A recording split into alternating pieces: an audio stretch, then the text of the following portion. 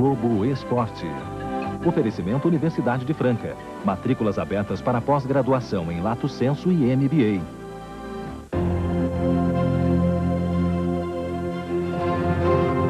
Globo, a gente se vê por aqui. Hoje tem Tela Quente.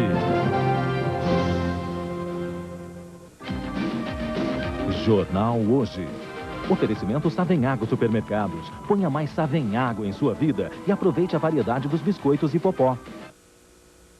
Estudantes pobres vão fazer de graça a inscrição para o provão do ensino médio.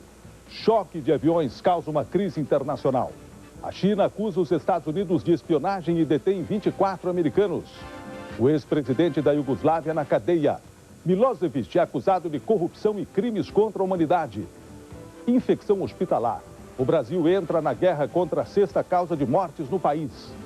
Ataque de tubarão. Uma menina de 12 anos corre o risco de perder uma perna. O Jornal Hoje está começando.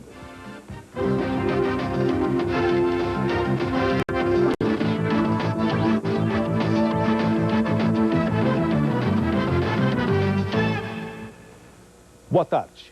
40 dias depois do começo da crise com o Canadá, o Brasil recebeu da União Europeia a melhor classificação quanto ao risco do mal da vaca louca. O comitê científico incluiu o Brasil na categoria 1, dos países onde é altamente improvável a incidência da doença. O Canadá, que chegou a proibir a carne brasileira, e também os Estados Unidos, foram incluídos na categoria 2, países onde a presença da doença é improvável, mas não pode ser descartada. Para o Brasil, essa classificação significa que os criadores podem continuar exportando para a Europa. O Brasil se une a outros 90 países no combate a um inimigo invisível, as bactérias superresistentes. Por causa delas, a infecção hospitalar já é a sexta causa de mortes no país. No Brasil, 7 a 10% dos pacientes contraem infecção nos hospitais. Antibióticos tomados indiscriminadamente ajudam as bactérias a ficar mais fortes. Um problema que começa fora dos hospitais com a automedicação. Você já tomou antibiótico sem receita médica? Já tomei. O primeiro filho teve dor de garganta mensalmente. Todo mês eu utilizava antibiótico para ele, mas sem culpa, sem nada.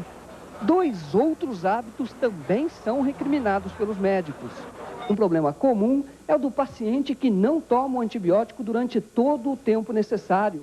Muito perigoso também é o restinho que sobrou do medicamento utilizado na infecção anterior. Usado outra vez, o remédio pode não ter nenhum efeito. Desta forma, a mãe pode estar utilizando um medicamento ineficaz e contribuindo, então, para que você tenha mais resistência bacteriana. O infectologista Hélio Sader vai representar o Brasil numa aliança para combater o uso inadequado do antibiótico. Nós temos casos de infecções por bactérias que são resistentes a todos os antibióticos disponíveis e muitas vezes os pacientes vão a óbito por causa dessa infecção. Serão realizadas campanhas dirigidas à população. Tudo para vencer uma guerra que os médicos admitem que estão perdendo. Joaquim de Carvalho, Jornal Hoje, São Paulo. E a vacinação contra a febre amarela chega a São Paulo. Em Minas Gerais, desde janeiro, 18 pessoas morreram e 40 estão infectadas com a doença. Os passageiros que chegaram hoje aos 3 terminais rodoviários da cidade tiveram uma surpresa.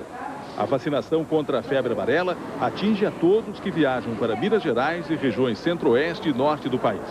O correto é ser imunizado 10 dias antes da viagem, mas se não for possível, quem viajar para essas regiões deve ser vacinado assim mesmo.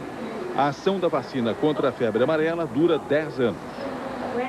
E um novo método criado por médicos do Rio de Janeiro pode facilitar o diagnóstico da tuberculose. Uma doença que mata 5.000 pessoas por ano no Brasil, segundo estimativa do Ministério da Saúde.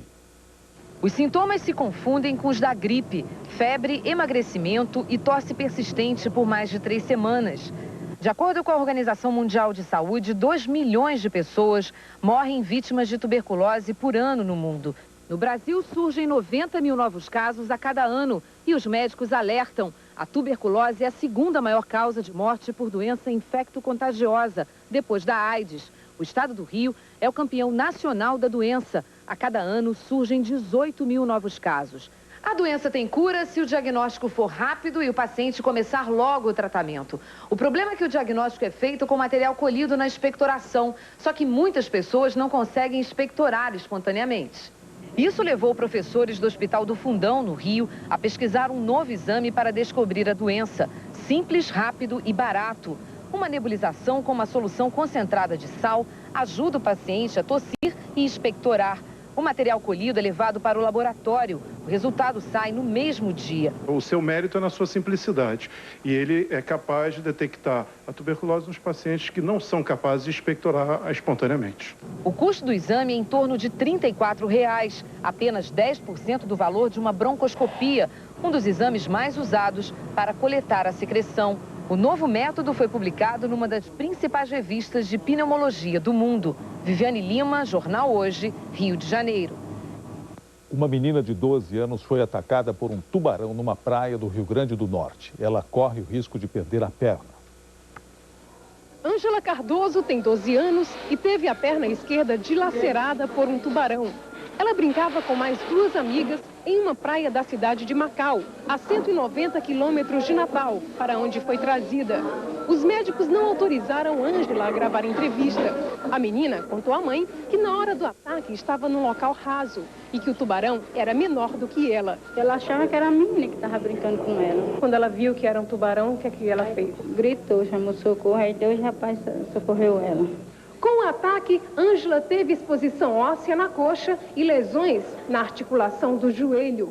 Ontem mesmo, ela foi operada para fazer uma reposição da musculatura lesada.